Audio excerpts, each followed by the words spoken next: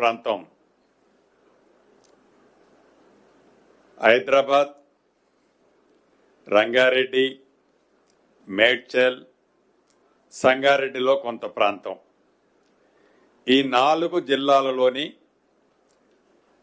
ఈ ప్రైమ్ ఏరియాకు సంబంధించిన ప్రాంతాలలో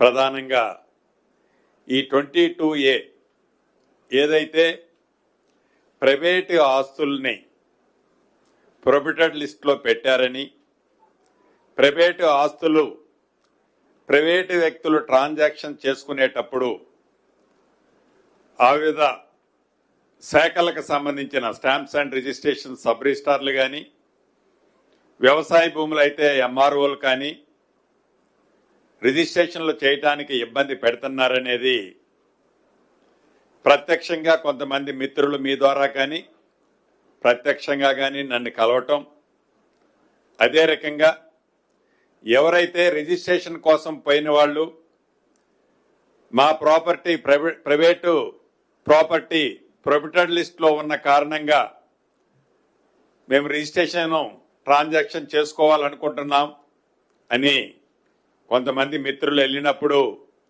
వారికి అక్కడ ప్రొహిబిటెడ్ లిస్టులో ఉందని తెలిసి వారి అప్లికేషన్ని స్టాంప్స్ అండ్ రిజిస్ట్రేషన్కి సంబంధించిన సబ్ రిజిస్ట్రార్ దగ్గరనో, ఎంఆర్ఓ గారి దగ్గరనో, కలెక్టర్ గారి దగ్గరనో, కొన్ని మీ దగ్గరనో, కొన్ని నా దగ్గరనో ఇవ్వటం జరిగింది. ఈ రోజు వరకు ఏవైతే ఇందాక నేను 4 జిల్లాల్లో చెప్పానో, మేడ్చల్ జిల్లాలో అత్యధికంగా 511 అప్లికేషన్లు నిన్నటి వరకు లాస్ట్ వర్కింగ్ డే సాటర్డే వరకు రావటం జరిగింది. రంగారెడ్డి జిల్లాలో 146 అప్లికేషన్లు, హైదరాబాద్లో 49, సంగారెడ్డిలో 38, ఆల్ టుగెదర్ కలిసి 757 మంది ప్రైవేటు భూమి 22Aలో పెట్టారు అని వారు అప్లికేషన్లు ఇవ్వటం జరిగింది. ఈ ఇచ్చిన వాళ్లే కాకుండా ఇంకా ఇవ్వని వాళ్ళు కూడా కొంతమంది ఉండే ఆస్కారం ఉంది. ఎందుకంటున్నానంటే ఏదైతే గడిచిన 2 వారాలు ప్రతి వారము రెగ్యులర్గా మీ ద్వారా కొంతమంది ప్రత్యక్షంగా నాకు ఫోన్ చేసిన వాళ్ళు, గౌరవ లోకేష్ గారు కానీ, రాజీవ్ గాంధీ గారు కానీ, గౌరవ కలెక్టర్లు చెప్తున్న దాన్ని బట్టి నా దృష్టికి వచ్చిన దాన్ని దృష్టిలో ఉంచుకొని ఈ రోజు జరిపిన మీటింగ్ కాకుండా గతంలో 2 టైమ్స్ గౌరవ జిల్లా కలెక్టర్లు, రాష్ట్రంలో ఉండే ఈ శాఖలకు సంబంధించిన ఉన్నతాధికారులు, అదే రకంగా డిఆర్లు డిస్ట్రిక్ట్ రిజిస్ట్రార్లను కూడా సమావేశాలు ఏర్పాటు చేసి దీని మీద విధి విధానాలు కొన్ని ఆ రోజు గ్రౌండ్ రియాలిటీ ఏంది, రియల్గా అసలు 22Aలో ఎందుకు వచ్చాయి, ఎలా వచ్చాయి, దీనికి కారణం ఏంటి అని లాస్ట్ 2 మీటింగ్స్ లో వారికి కొంత హోంవర్క్ ఇచ్చి ఈ రోజు ఉదయం 9 గంటల నుంచి మధ్యాహ్నం 1:15 వరకు సుదీర్ఘంగా సబ్ రిజిస్ట్రార్ స్థాయి నుంచి ఐజీ స్థాయి వరకు, ఎంఆర్ఓ స్థాయి నుంచి మంత్రి స్థాయి వరకు సుదీర్ఘంగా ఈ 4 జిల్లాల్లో ప్రైమ్ ఏరియాలో ఉన్న ఉన్నతాధికారులు, సబ్ రిజిస్ట్రార్లు, ఎంఆర్ఓలు అందరితో కూర్చొని సుదీర్ఘంగా కేస్ బై కేస్ చాలా మైన్యూట్ గా ఐడెంటిఫై చేసిన వాటితో పాటు ఐడెంటిఫై చేయని వాటిని కూడా ఎక్కడెక్కడ ఏ రకమైన సమస్యలు ఉన్నాయి, ఈ సమస్యలు ఉత్పన్నం కావడానికి కారణం ఏంటి అనేది ఇన్ డీటెయిల్ గా చర్చించడం జరిగింది. దీంట్లో అత్యధికంగా 511 అప్లికేషన్లు ఏవైతే మేడ్చల్ వచ్చాయో, ఉదాహరణకు 1-2 మీకు ఎగ్జాంపుల్స్ ఇస్తున్నాను. ఫైనల్ గా ఏమి ఆదేశాలు ఇచ్చానో కూడా మీ ద్వారా ఈ క్యూర్ ప్రాంతంలో ఉన్న ప్రజలకే కాకుండా రాష్ట్రంలో మిగిలిన కొన్ని ప్రాంతాల్లో రేర్ కేసెస్ చాలా తక్కువ ఉన్నాయి, అత్యధికంగా ఇక్కడే ఉన్నాయి. వీరికి కూడా కొన్ని సందేశాన్ని ఇవ్వాల్సిన బాధ్యత ఆ శాఖ మంత్రిగా నా మీద ఉంది. దాన్ని దృష్టిలో పెట్టుకొని ప్రత్యక్షంగా ఏదో ప్రెస్ నోట్ రిలీజ్ చేయటం కాకుండా మీ ద్వారానే మీతో మాట్లాడి చర్చించి డెఫినెట్ గా ఇంకా అదనంగా ఏమైనా న్యాయబద్ధంగా వారి ఆస్తికి ఈ ప్రభుత్వం ఎక్కడ ఆటంకం కలిగించాలన్నది లేదు. అది ట్యాగ్ లైన్. ఏ ప్రైవేటు ఆస్తులకి ఈ ప్రభుత్వం ఒక్క గజమ ఆస్తికి కూడా ఆటంకము కలిగించొద్దన్నదే ఈ ప్రభుత్వం యొక్క ఆలోచన. ఇదే మాట 2 రోజుల క్రితం గౌరవ ముఖ్యమంత్రి గారు కూడా కుక్కటపల్లి హౌసింగ్ బోర్డుకు సంబంధించి ఇందిరమ్మ టవర్స్ శంకుస్థాపనలో కూడా గౌరవ ముఖ్యమంత్రి గారు కూడా చెప్పడం జరిగింది. మళ్ళీ అదే నేను రిపీట్ చేస్తున్నాను మీ ద్వారా. అయితే ఈ 511 మేడ్చల్ సంబంధించిన దాంట్లో సుమారు 320-325 అప్లికేషన్లు యుఎల్సీకి సంబంధించినవి. ఈ యుఎల్సీ గతంలో అది 2001-2002 నుంచి లగాయితూ ఇప్పటి వరకు ఏవైతే యుఎల్సీలు క్లియర్ చేసినాయి న్యాయబద్ధమైనవి ఉన్నాయి. దీంట్లో ఈ 320 అప్లికేషన్లు ఏవైతే యుఎల్సీకి సంబంధించినవి వచ్చినాయో మెజారిటీ అప్లికేషన్లో రీజనబుల్ జెన్యూనే. కానీ ఇవి గతంలో యుఎల్సీ ల్యాండ్ అంటే గవర్నమెంట్ ల్యాండ్ అని ఉన్న కారణంగా ఏదైతే ఆన్లైన్ లో గతంలో ఇవన్నీ కూడా ప్రొవిటల్ లిస్ట్ లోనే ఉన్నాయి. కానీ ప్రతిదానికి ఒక ప్రొసీడింగ్, ఒక జీవోలు ఉన్నాయి. ఈ ప్రొసీడింగ్స్, జీవోస్ ఉన్న కారణంగా ఆనాడు సబ్ రిజిస్ట్రార్లు వాళ్ళన్నిటినీ కూడా ప్రైవేట్ ఆస్తులనే ట్రీట్ చేసి ట్రాన్సాక్షన్స్ జరిపారు. కానీ 2025 కదండి హైకోర్టు ఇచ్చింది. 2025 సెప్టెంబర్లో ఆనరబుల్ హైకోర్టు సుమారు ఆనరబుల్ హైకోర్టులో 6,000 పైచిలకు ఈ ప్రొవిటల్ లిస్టుకు సంబంధించిన కేసులు ఆనరబుల్ హైకోర్టులో ఉన్నాయి. అనేక పర్యాయాలు ఆనాడున్న చీఫ్ సెక్రటరీ గారిని, అదే రకంగా రెవెన్యూ సెక్రటరీ గారిని అనేక పర్యాయాలు ప్రత్యక్షంగా ఈరు కూడా అటెండ్ అయ్యారు ఆనరబుల్ హైకోర్టులో. ఫైనల్ గా లాస్ట్ గా మీరు ఏవైతే ప్రొవిటెడ్ లిస్ట్ లో ఉందని చెప్తున్నారో ఆ లిస్టు మొత్తము రీసెంట్ గా మీరు కోర్టుకి కాపీ సబ్మిట్ చేస్తూ మీ రిజిస్ట్రేషన్ అథారిటీకి ఆ లెటర్లో కమ్యూనికేట్ చేస్తే ఈ కేసులన్నిటినీ మేము ఇక్కడ డిస్మిస్ కొట్టేస్తామని ఆనరబుల్ హైకోర్టు చెప్పడం జరిగింది. దాన్ని దృష్టిలో పెట్టుకొని 2025 ఎండ్ లో ఆల్ కలెక్టర్స్ ఇవి ప్రొహిబిటెడ్ లిస్ట్ లో ఉన్నాయని పాత కాపీని కంటిన్యూ చేసి ఇవ్వటం జరిగింది. అక్కడ డెఫినెట్ గా మా అధికారులది పొరపాటు ఉంది. ఆ పొరపాటు ఏందయ్యా అంటే ప్రీవియస్ గా ఇచ్చిన ఆర్డర్స్, జీవోలు గాని మెమోలు గాని వివిధ సెక్టర్లో ఏవైతే ఇచ్చారో వాటిని డిలీట్ చేయాల్సి ఉండే. డిలీట్ చేయకుండా ప్రీవియస్ గా అన్ని ఏవైతే జెన్యూన్ గా యుఎల్సీలో జీవోలు మెమోల ద్వారా శాంక్షన్ లో అప్రూవల్ ఇచ్చారో వాటిని ట్రాన్సాక్షన్ గా ఆన్లైన్ లో అప్లోడ్ చేయని కారణంగా సేమ్ దాన్ని పేస్ట్ చేసి ఇల్లు రీసెంట్ గా డిసెంబర్ 2025 నాడు సబ్ రిజిస్ట్రార్లకి కాపీలు సబ్మిట్ చేసిన కారణంగా న్యాయంగా ఎవరైతే ఈ ప్రజలున్నారో యుఎల్సీలో క్లియర్ అయిన వాళ్ళని ప్రొవిడెంట్ లిస్ట్ లో పడటం అనేది మిస్టేకే. దాన్ని కరెక్ట్ చేస్తున్నాం. ఆల్రెడీ ఆ జీవోలన్నిటినీ ఏవైతే గతంలో వివిధ ప్రభుత్వాలు ఉన్నప్పుడు ఇచ్చిన జీవోలు ఏవైతే ఉన్నాయో వాటన్నిటినీ అప్లోడ్ చేస్తున్నాం. ఆ అప్లోడ్ చేసిన అన్నిటి ద్వారా ఏవైతే యుఎల్సీ ద్వారా జెన్యూన్ గా ఉన్న ప్రాపర్టీస్ అన్నిటిని కూడా with in couple of days లో ప్రొహిబిటెడ్ లిస్ట్ నుంచి తీసేయబడుద్ది.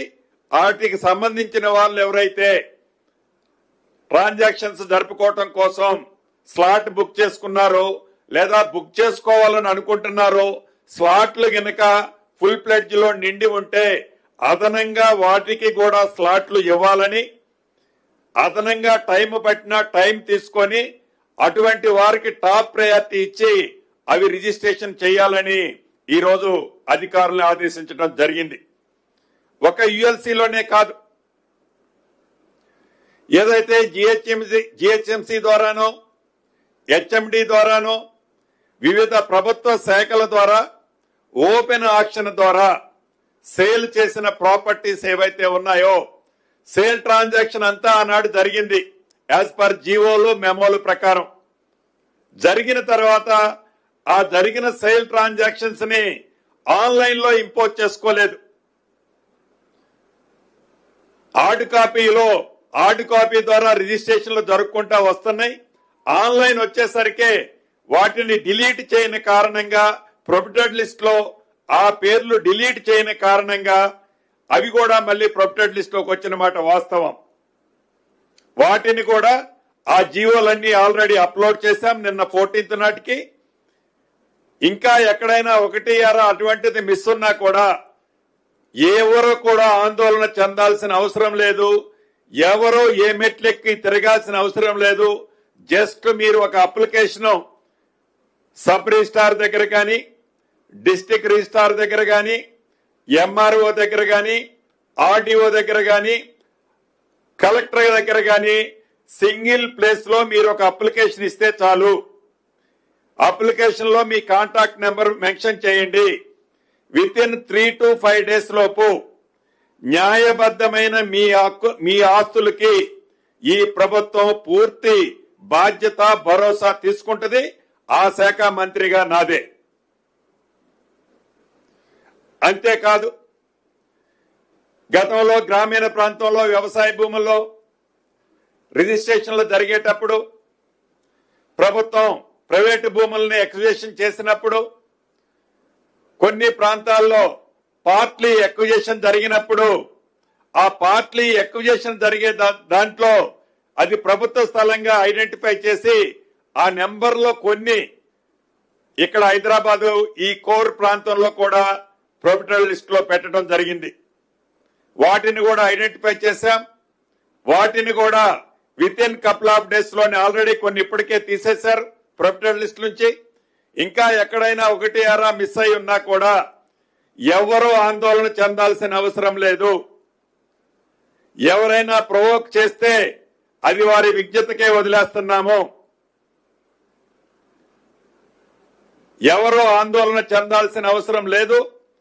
న్యాయబద్ధంగా ఎవరైతే ప్రైవేటు ఆస్తులు ఉన్నాయో వాటన్నిటినీ తప్పకుండా వితిన్ షార్ట్ స్పెల్ లోనే వాటిని ఆ ప్రొహిబిటెడ్ లిస్ట్ నుంచి తీసేయటమే కాకుండా వాళ్ళ ట్రాన్సాక్షన్స్ ఏవైతే ఉన్నాయో అవన్నీ యాజ్ పర్ ప్రైవేట్ సెక్టార్ లో చేసినట్టు ప్రీ హోల్డ్ నుంచి సేకరించి వాటన్నిటినీ చేయటం జరుగుద్ది.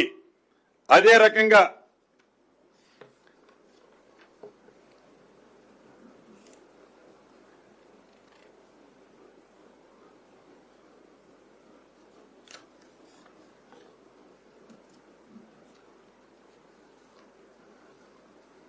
ఉదాహరణకి ఇంకొకటి కూడా మీకు చెప్తాను. రంగారెడ్డి జిల్లాలో ఒక 12 ఎకరాల ల్యాండ్ ఉంది. ఈ 12 ఎకరాల ల్యాండ్ ఆసామి ఒక 2 ఎకరాల భూదానం అని ఇచ్చాడు. ఈ భూదానం ఇచ్చిన ల్యాండ్ ఎటు పక్క ఉన్నదో తెలియదు. ఆ సర్వే నెంబర్ మెన్షన్ చేశాడు. సింపుల్ గా ఇది భూదాన ల్యాండ్ అని చెప్పాడు. ఆ సర్వే నెంబర్ 12 ఎకరాలు ఉంది. ఈ అధికారులు గాని ఫిజికల్ లో ప్రాపర్ గా వెరిఫై చేసి ఉండి 2 ఎకరాలే మనం ప్రొహిబిటెడ్ లిస్ట్ లో పెట్టాలి. అలా కాకుండా ఈ 12 ఎకరాలు కూడా ప్రొహిబిటెడ్ లిస్ట్ లో పెట్టడం జరిగింది. అటువంటి వాటిని కూడా యుద్ధ ప్రాతిపదిక మీద ప్రభుత్వ ఆస్తులు పోగొట్టుకోకుండా ఏదైతే భూదాన ల్యాండ్ ఉందో దానికి స్థానిక ఎంఆర్ఓ సర్వే వెళ్లి వితిన్ ఈ 1-2 days లోనే అటువంటి స్పెసిఫిక్ ప్రాపర్టీస్ ఏవైతే ఉన్నాయో జియో ట్యాగుల ద్వారా ఆ ల్యాండ్ ని మార్క్ చేసి మిగిలిన 10 ఎకరాలని ఫ్రీ హోల్డ్ లో ఉంచి ప్రైవేట్ ఆస్తిగా ఉంచి ఆ ఆసాం ఎవరైతే ఉన్నారో 2 ఎకరాలు భూదానికి ఇచ్చిన దాన్ని ప్రభుత్వం ప్రొటెక్ట్ చేసుకుంటుంది. మిగిలిన 10 ఎకరాలు ఇదొక ఎగ్జాంపుల్. ఇటువంటిది కపుల్ ఆఫ్ థింగ్స్ ఉన్నాయి. నాట్ ఓన్లీ ఒక భూదానే, దేవాదాయ భూమికి సంబంధించిన దాంట్లో, ఫారెస్ట్ కి సంబంధించిన దాంట్లో గతంలో అప్పుడు లేనిది ఇప్పుడు ఎందుకు వచ్చింది అనే సమస్య ప్రజల్లో ఒకటి ఉన్నమాట వాస్తవం.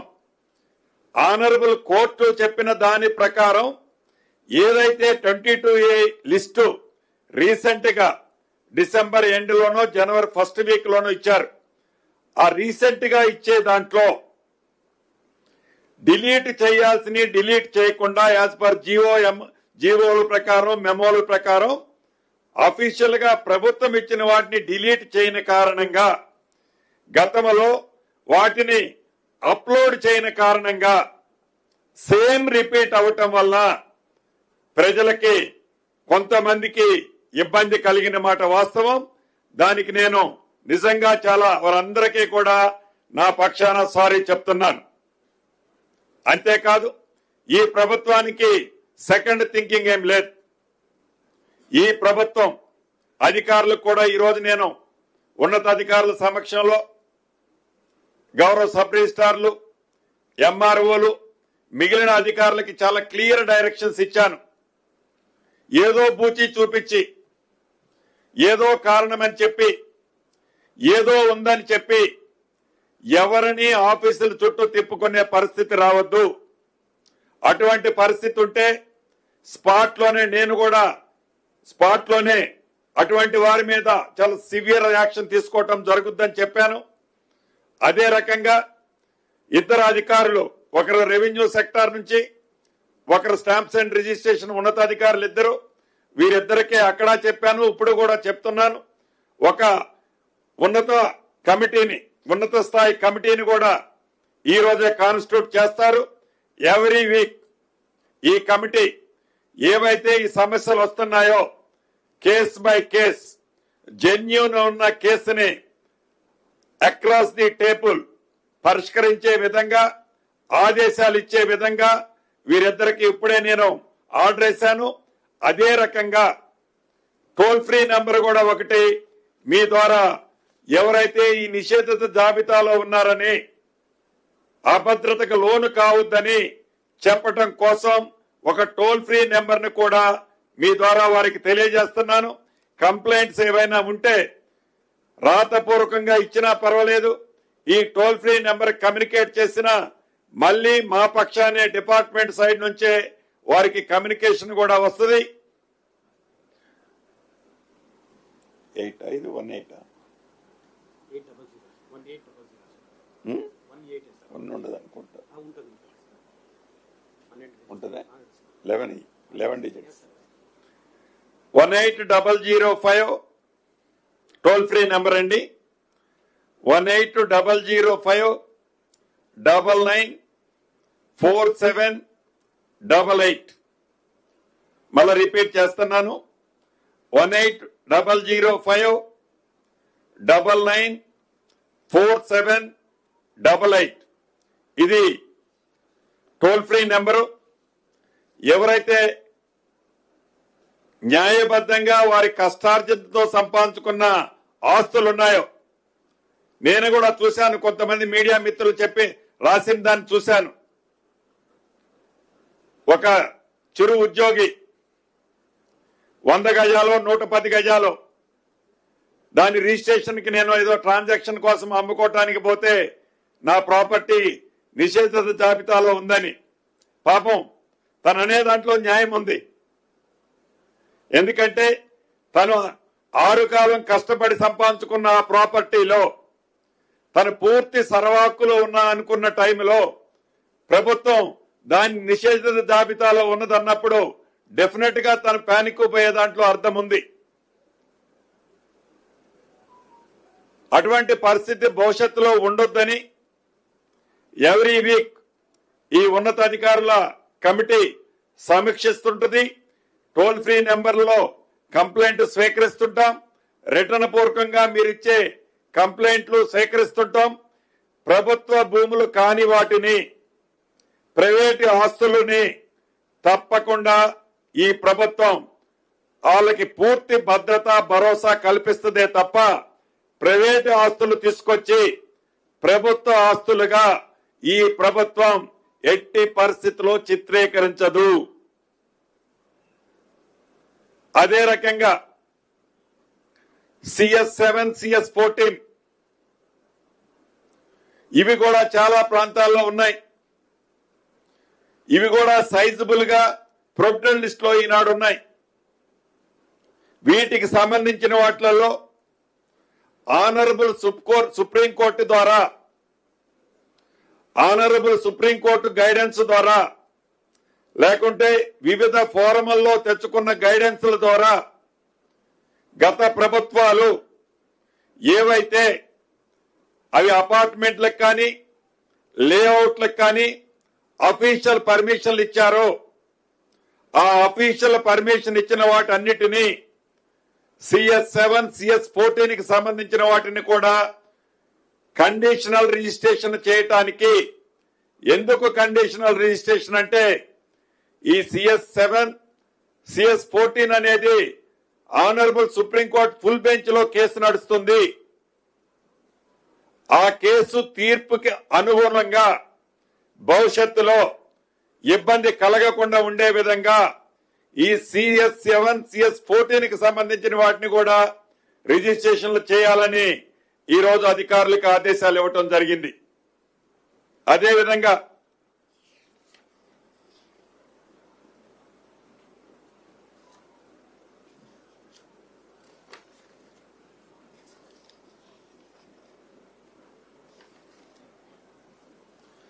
ఇక ప్రధానంగా హైదరాబాద్ పట్టణంలో లోకల్ హైదరాబాద్ డిస్ట్రిక్ట్ వచ్చినప్పుడు ఇక్కడ రెండు ఇష్యూస్ కాంట్రవర్సీ ఉన్నాయి.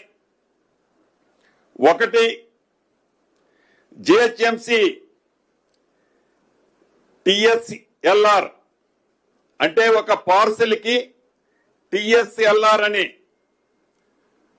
సర్వే నెంబర్ ఎలా అనుకుంటామో మనం రెవెన్యూ శాఖలో సర్వే నెంబర్ ఎలా ఉంటుందో ఈ GHMC పరిధిలో TSLR అనే ఒక నెంబర్ను వాళ్ళు చాలా ప్రాంతాల్లో ఫిక్స్ చేయటం జరిగింది. ఇటు రెవెన్యూ సెక్టర్, ఇది ఈ రోజు మేము చేసింది కాదు, రాష్ట్ర విభజన కంటే ముందు నుంచే ఉంది. ఇది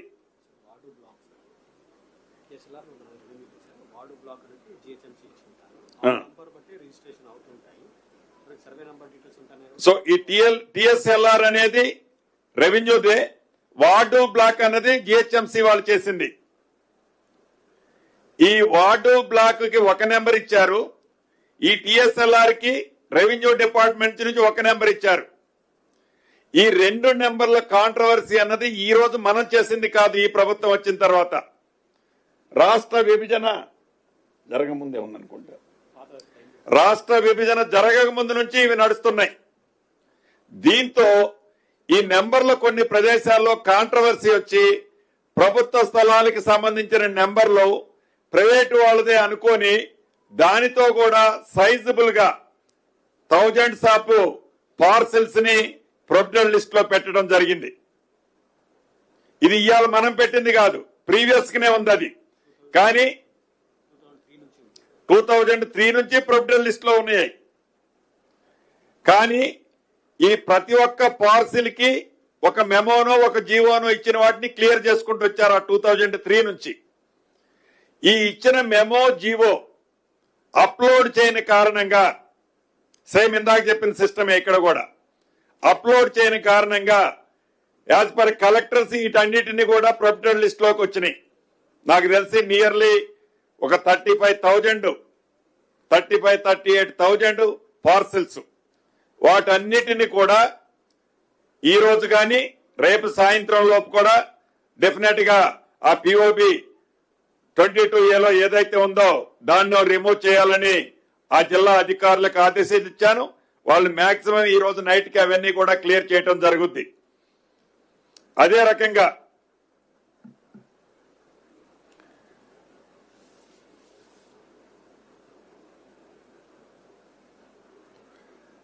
మేడ్చల్ జిల్లాలో కొన్ని ఎగ్జాంపుల్స్ చెప్తున్నాను మీకు.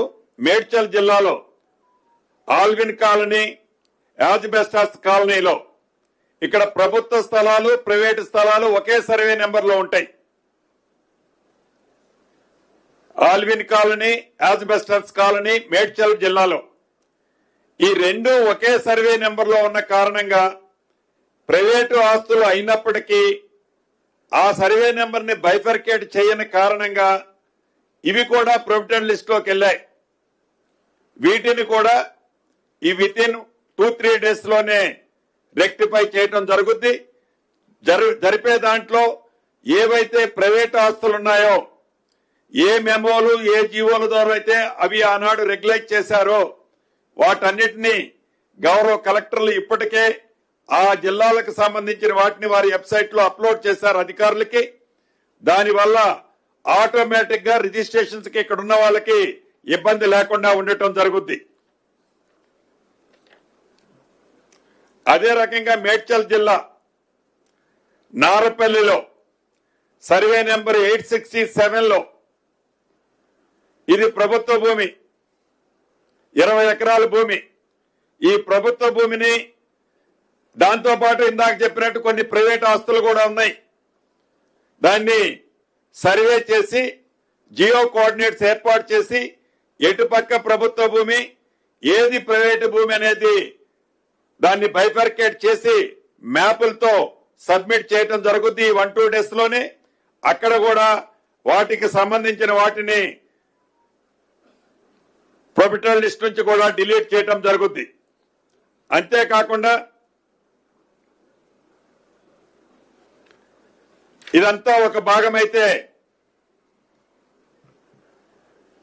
భవిష్యత్తులో ఈ వీక్ నుంచి మొదలెట్టి జిల్లాల వారీగా ఎక్స్క్లూజివ్లీ ఏవైతే ఈ రెవెన్యూకి సంబంధించిన అంశాలు ఉన్నాయో ఫస్ట్ ఈ 4 జిల్లాలకు సంబంధించి హైదరాబాద్ లోనే జిల్లాల వారీగా ఎంఆర్ఓ స్థాయి నుంచి అప్ టు ప్రిన్సిపల్ సెక్రటరీ వరకు, స్టాంప్స్ అండ్ రిజిస్ట్రేషన్ రిజిస్ట్రార్ స్థాయి నుంచి ఐజీ వరకు నేను కూడా డిస్ట్రిక్ట్ వైడ్ గా మళ్ళీ నెక్స్ట్ వీక్ ఈ వీక్ ఎండింగ్ లోపు మళ్ళీ కూర్చుంటున్నాను. ప్రజలకు నేను చెప్పదలుచుకున్నది ఒకటే, ప్రభుత్వంలో ఏవైతే ఈ జరిగినాయని ఉన్నాయో అవి అప్లోడ్ చేయని కారణంగా కొంతమందికి ఇబ్బంది కలిగిన మాట వాస్తవం. మళ్ళీ నేను దాని గురించి చింతిస్తున్నాను. చింతించడమే కాకుండా వాటిని 100% ప్రభుత్వ పక్షాన రెగ్యులేషన్ చేస్తాము.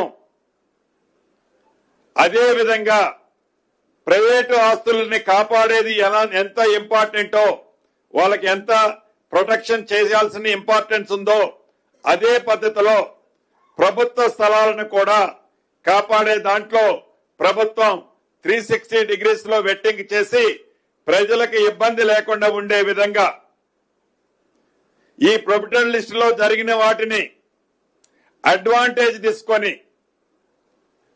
గవర్నమెంట్ ఆస్తుల కోసం ఎవరైనా ప్రయత్నం చేస్తే అటువంటిది చేయలేమని కూడా ఈ వేదిక ద్వారా అటువంటి మిత్రులకి మరొక్కసారి తెలియజేసుకుంటూ ఈ 4 జిల్లాలతో పాటు రాష్ట్రంలోని మిగతా జిల్లాలకు కూడా ఎక్కడైతే పరిస్థితి ఉందో అటువంటిది ఇందాక టోల్ ఫ్రీ నెంబర్ అందరికీ వర్తించుద్ది, దాన్ని కమ్యూనికేట్ చేయాలని మీడియా మిత్రుల ద్వారా తెలుపుతూ మీడియా మిత్రులను కూడా నేను హంబుల్ రిక్వెస్ట్ చేస్తున్నా.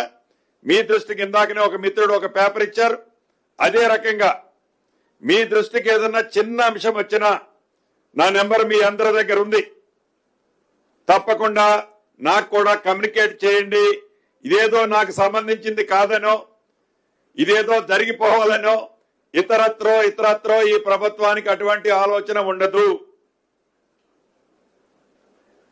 ఎస్ జరిగిందంటే ఎస్ ఇది జరిగింది, ఇది కరెక్ట్ చేస్తున్నానని మీకు చెప్తున్నాను. నేనేమి బుకాయించడం లేదు. ధరణిలాగా మాదంతా 24 క్యారెట్ అని నేను బుకాయించడం లేదు. జరిగిన దాన్ని సరిదిద్దుతున్నాము. అది ఏ రకంగా జరిగినా సామాన్యులకు ఇబ్బంది కలగొద్దన్నదే ఈ ప్రభుత్వం యొక్క ఆలోచన. ఇబ్బంది కలిగించము. కాబట్టి రిజిస్ట్రేషన్లో అర్జెంట్ ఉన్న వాళ్ళు ఎవరైనా ఉన్నా ఎమ్మటే మీరొక్క రొటీన్ గా అయ్యేది మొత్తం అవుతుంది. అర్జెంటుగా ఉన్న వాళ్ళు ఉంటే టాప్ ప్రయారిటీలో వాళ్ళ జెన్యూనిటీని జస్ట్ వెట్ చేసేసి ఎమ్మటే క్లియర్ చేయటం జరుగుద్దని మీ ద్వారా ముఖ్యంగా హైదరాబాద్ పరిసర ప్రాంతాల్లో హైదరాబాద్ లో ఉన్న కుటుంబ సభ్యులందరికీ తెలుపుతూ సెలవు తీసుకుంటున్నాను.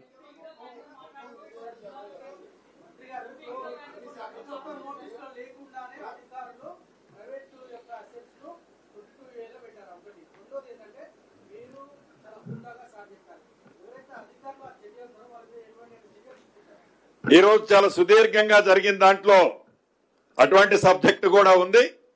సరే, అధికారులు చేసినా ఇంకొకళ్ళు చేసినా అంటే మంత్రిగా నాకు ఈ ఫైల్స్ అన్ని రావు. వచ్చినా రాపోయినా ఈ డిపార్ట్మెంట్ హెడ్ని నేను ఆన్సర్ చేయాల్సింది నేనేం తప్పుకొని పోను, నాకు సంబంధం లేదనను. ఎస్, జరిగిన దాన్ని సరిదిద్దుతున్నాను, సరిదిద్ది చూపిస్తాను కూడా. అంటే వీటికి సంబంధించిన దాంట్లో భవిష్యత్తులోకి ఇటువంటి జరిగింది, ఇంత ఎక్స్పీరియన్స్ వచ్చిన తర్వాత భవిష్యత్తులో ఎటువంటిది ఉండదు, చాలా క్లారిటీగా చేసి పెడతాం.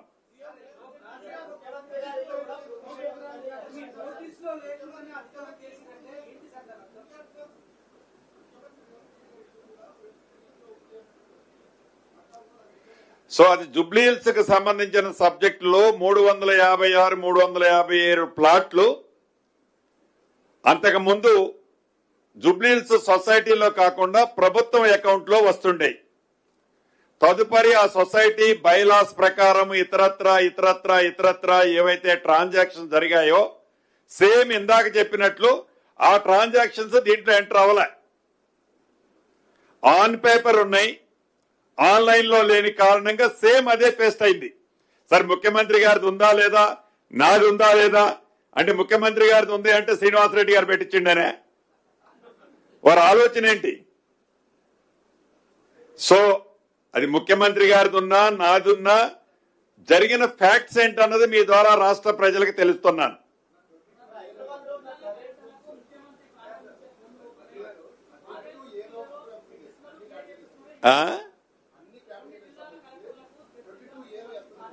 అంటే ఎగ్జాక్ట్ గా అదే ఇప్పుడు అదే క్యాలిక్యులేషన్ ఉన్నారు. ఇప్పుడు మేము దీన్ని 2 వర్టికల్స్ కింద విభజించాం. ఎవరైతే రిజిస్ట్రేషన్స్ కి ఇబ్బంది కలుగుతున్నది అనేది టాప్ ప్రయారిటీ పెట్టుకొని వాటిని క్లియర్ చేస్తున్నాం. ఈ 1-2 డేస్ లోనే కొన్ని అయినాయి, కొన్ని అవుతున్నాయి. ఇలా ఆల్రెడీ కొన్ని రిజిస్ట్రేషన్లు జరుగుతున్నాయి. అదే రకంగా వీటితో పాటు సైమల్టేనియస్ గా ఆ నెంబర్లో వాటిలో జరిగిన వాటిని సేమ్ ప్రాక్టీస్ ఎక్కడైతే జరిగిందో అవన్నీ కూడా జీవోలు ఓపెన్ చేశాం.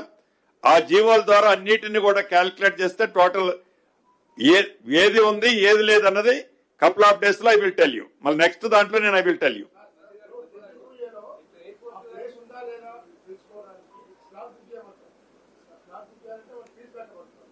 అంటే డెఫినెట్ గా ఫీజు కడితేనే స్లాట్ బుక్ అయింది. ఏదైతే ఆన్లైన్ లో ఇది డిస్ప్లే అవుతుంది. ఇంత ముందేముందేదంటే నాలాయన ల్యాండ్ ఓన్లీ సబ్ రిజిస్ట్రార్ దగ్గర ఉండేది, అగ్రికల్చర్ ల్యాండ్ ఎంఆర్ఓ దగ్గర ఉండేది.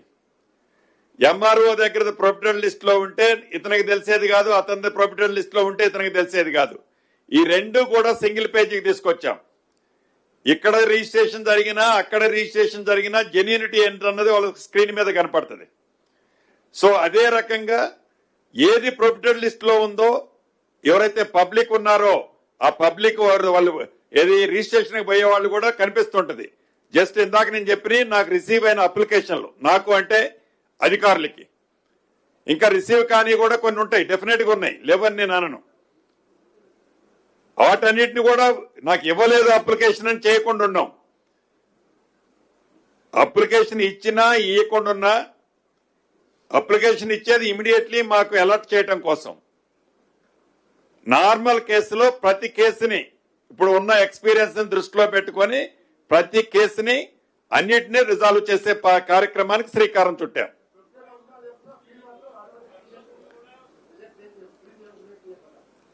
గవర్నమెంట్ ల్యాండ్ అయితే రిజెక్ట్ చేయకుండా ఎట్లుంటాము, అది రిజిస్ట్రేషన్ చేయలేను కదా.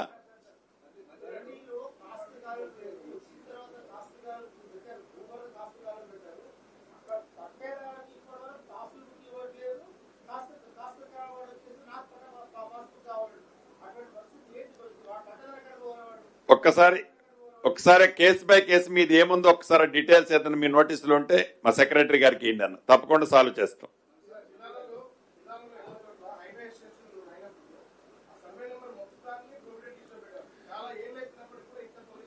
అటువంటి కేసులు కూడా ఇందాక మీకు చెప్పిన దాంట్లో ఉన్నాయి, లేవని నేను అనను. అవన్నీ కూడా ఇప్పుడు రిజాల్వ్ అవుతాయి, ఈ టైంలో మొత్తం రిజాల్వ్ అవుతాయి. Don't worry. ఎవరికి మీ ద్వారా మీకు కూడా నేను రిక్వెస్ట్ చేసి చెప్పేది మీడియా మిత్రులకు కూడా, మీ ద్వారా రాష్ట్ర ప్రజలకి మీకు చెప్పే సందేశం ఒక్కటే, ప్రైవేటు ఆస్తులు ఒక్క గజం కూడా ఎవరు ఫోర్గో కావాల్సిన అవసరం లేదు. అదే రకంగా ప్రభుత్వ ఆస్తులు కూడా మీరు ఆశించొద్దు. ఎవరైనా ఇది అటు అది ఇటు అని అంటే కేస్ బై కేస్ ఇది నేను రిజాల్వ్ చేసిన తర్వాత మీరు ఇవ్వండి.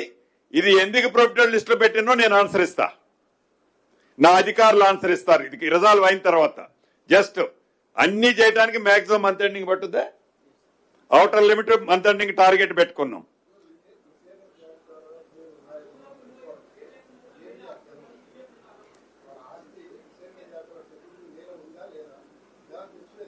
మీకు డిస్ప్లే అవుతుంది కదా? కాదు కాదు, రిజిస్ట్రేషన్ ఆఫీస్కి వెళ్ళక్కర్లా, మీ వెబ్సైట్ లోనే రిజిస్ట్రేషన్ ఆఫీస్ వెబ్సైట్ లో మీరు సర్వే నెంబర్ కొట్టి ఆ బై నెంబర్ కొడితే ఉందా లేదా అని మీకు అర్థమవుతుంది. ఆఫీస్ కూడా వెళ్ళక్కర్లా మీరు. నాన్ అగ్రికల్చర్ అయితే ఐజీఆర్ఎస్, అగ్రికల్చర్ అయితే భూభారతి.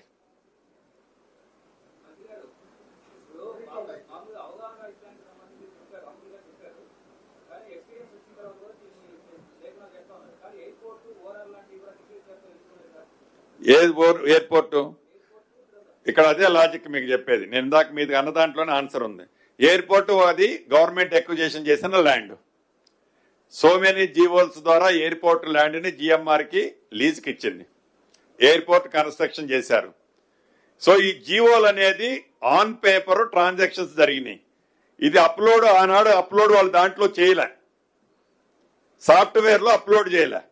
చేయని కారణంగా ఆటోమేటిక్ ఇదేంటి గవర్నమెంట్ స్థలం అనేది ఎక్విజిషన్ చేసినప్పుడు గవర్నమెంట్ స్థలం అని పెట్టాడు. గవర్నమెంట్ స్థలం అంటున్నారు, ఆటోమేటిక్ ప్రొహిబిటెడ్ లిస్ట్ లో ఉంది. గందరగోళం ఏమి లేదు, చాలా జరిగిన దాన్ని సరిదిద్దుతున్నాం. దీంట్లో ఏ రకమైన గందరగోళం లేదు. ఎవరు ఆస్తి ఒక్క గజం కూడా ఫోర్గో అయ్యేది లేదన్నా. Thank you. బాధ్యుల పైన చర్యలంటే ఏం తీసుకోమంటారు చెప్పండి.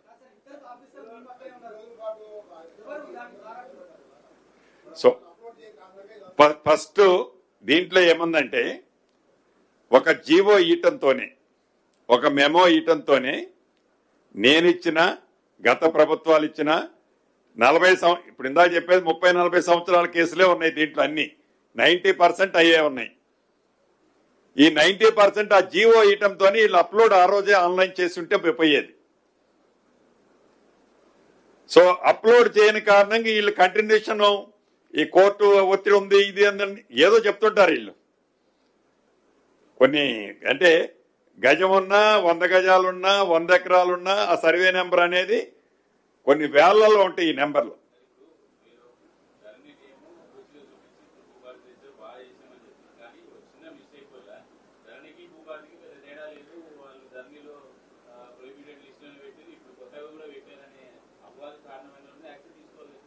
డెఫినెట్ గా ఇంకా దాన్ని పూర్తిగా ఉన్నత స్థాయి కమిటీ వేస్తున్నాం కాబట్టి ఆ కమిటీ నుంచి రిపోర్ట్ వస్తుందన్న. నేను టూ ఎర్లీ టు సే, ఏదో కళ్ళ తుడుపు కోసం చెప్పడంలో యాక్షన్ అన్నది సివియర్ గానే ఉంటది.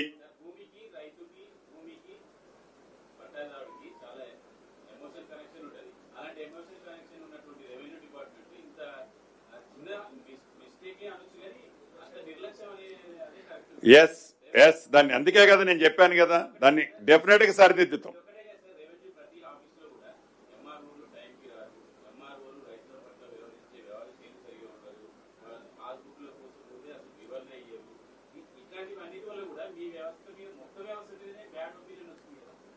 అవును, దాన్ని కూడా స్ట్రీమ్ లైన్ చేస్తాం, డెఫినెట్ గా చేయాలి సార్.